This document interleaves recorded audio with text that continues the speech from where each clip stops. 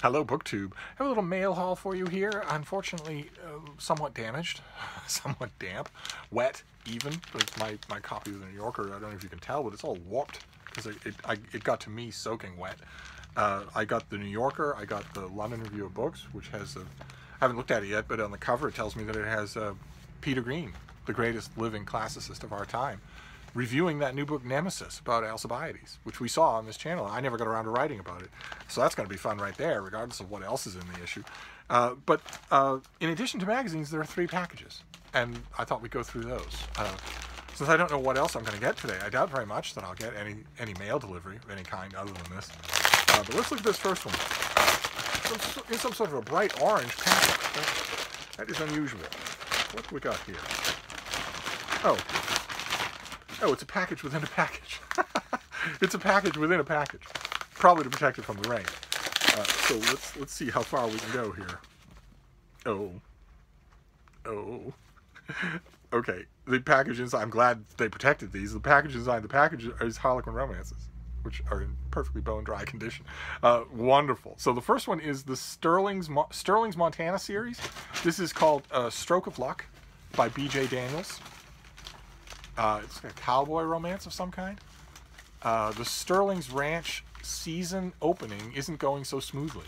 With the ranch's lodge full of guests and a Montana blizzard threatening, Will Sterling needs help, and he needs it fast. So when his childhood friend Poppy Carmichael agrees to lend a hand, he's grateful for a second chance and more enticed by the woman she's become than he cares to admit. And that is the ranch, which is getting ready to hunker down under a blizzard. Montana blizzards are nothing to kid around about, or at least they weren't.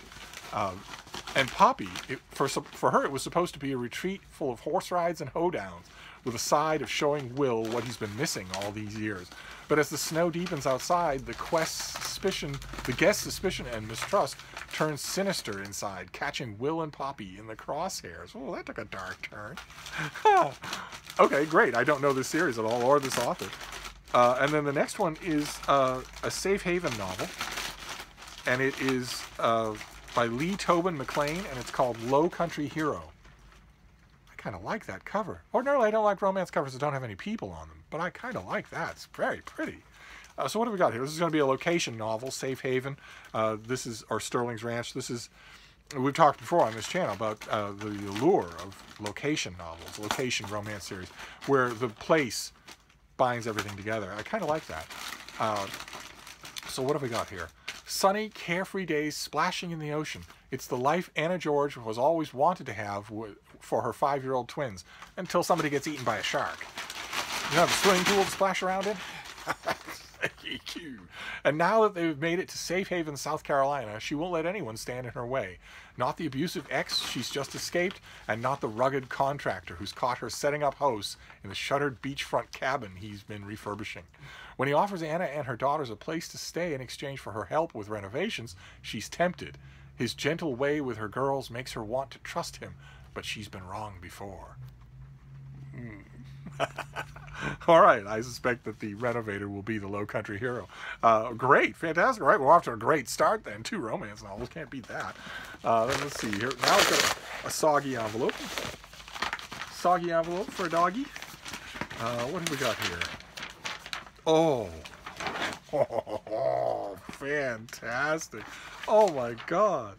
Fantastic. All right, this comes out in May. This is Guy Gavriel Kay. This is A Brightness Long Ago.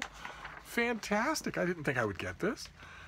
In his new novel, Kay, who's a legendary fantasy author, just legendary, sets a thrilling tale of destiny, love, and ambition against a gorgeous backdrop inspired by Renaissance Italy. Exploring themes of the nature of memory and choice, those we make and those influenced by the spin of fortune's wheel, he has created a moving and lyrical work of epic historical fiction. Okay, but is there fantasy involved in it, or is it just historical fiction?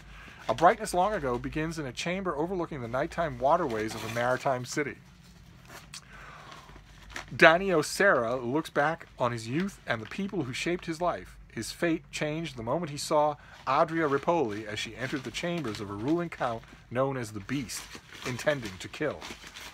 Born to power and comfort, Adria has instead chosen a life of freedom and danger. Vivid figures share the unfolding story, including a healer determined to defy her lot, a powerful religious leader more decadent than devout, and two larger-than-life mercenary commanders and lifelong adversaries whose rivalry puts the world in the balance. Okay. All right, so this is May. I don't get the impression that this has any fantasy elements to it. I'll have to read it to see. That's not exactly a hardship, is it? When it's an author this good. Great. Fantastic. All right, so we've got a little bit of a mystery there. I'll have to find out. I'll have to explore it a little more. And then our last package just soaked through. Look at that. Just soaked. I'll keep an extra close watch on the front porch, just in case somebody drops something off, because it won't last long. I won't be able to use it at all in this weather if I don't grab it right away. Oh, okay. All right. Well, this is a totally successful mail haul. I didn't know this was coming. This comes out in May. This is by Peter Moore, and it's Endeavour, the ship that changed the world. There she is. Wow. The Endeavour was a ship. Do you mind? Somebody said the other day, that they heard thrashing and they immediately thought their own dog was doing it, but it's you. It's you, little bean. I told them. Oh, hello. You're the one doing the thrashing. You're such a destructive little thing. Here, where were we? Endeavour. The Endeavour was a ship of many lives, famously carrying James Cook on his first great voyage to the Pacific Islands. She was there at the Wilkes riots in London and witnessed the bloody birth of the United States. A Polynesian priest, botanist, the first kangaroo to arrive in Britain, and the Hessian soldiers that were just a few among her many passengers. According to Charles Darwin, she helped Cook add a hemisphere to the civilized world. NASA named a space shuttle after her. Yet to others, she was a toxic symbol, responsible for the dispossession and disruption of societies. And this is just a whole story of the life story of a ship. Fantastic. Wonderful. Okay, great. So this is quite the mail haul. I saved it from the rain, and I'm glad I did, because it didn't have a dud in it. So we have The Endeavour, a history of a great ship.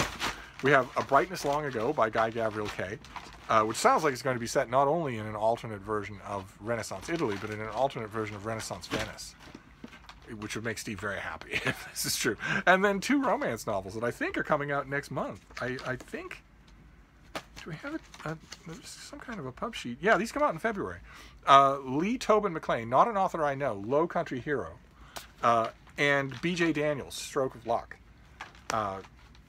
Fantastic. Not a big mail haul, but I wasn't really expecting any mail on such a day of torrential rain.